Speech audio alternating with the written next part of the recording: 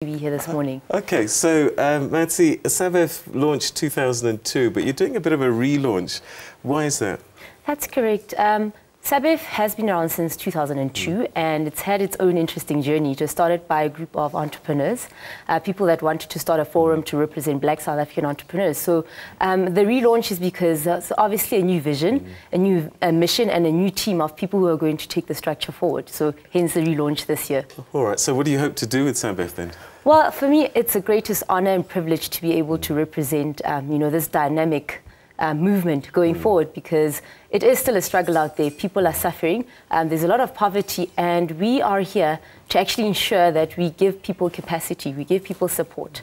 And we also want to be able to connect people to opportunities, these being the SMEs and our entrepreneurs, and create a culture of entrepreneurship and people to know what it is to be an entrepreneur. It's not as fancy and glamorous as a lot of people think it is. There is actually a lot of hard work that goes into it. All right, so now you've got a few projects on the go. One of them, Cassie SME Development Tour. Tell us about that. I'm quite intrigued. Well, Cassie to Cassie is about bringing the best minds, best business minds into our townships. We want to be able to expose people to opportunities.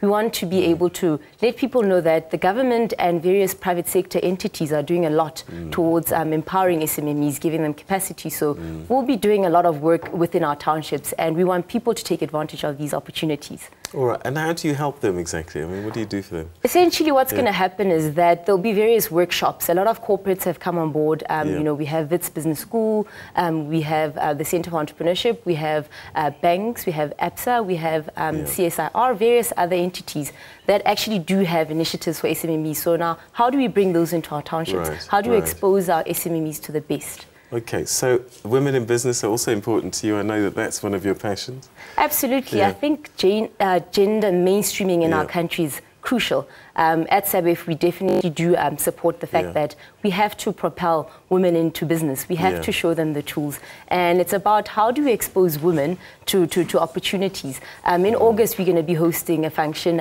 called the Africa Women in Business Summit.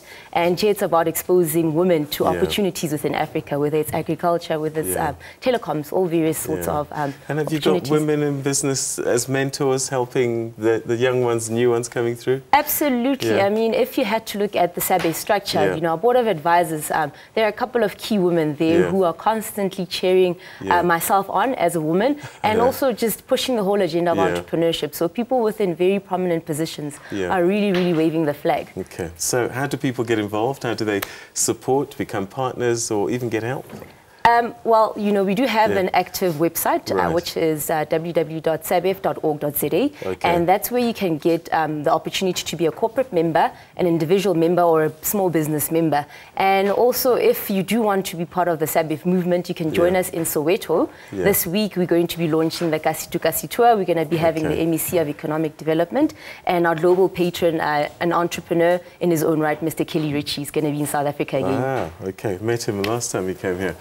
Matsi, I wish you luck with SABEF, and hopefully we'll catch up with you again. You can tell us a little bit more about what's been going on. Thanks so much for your time. It's my pleasure. Thank you, Peter.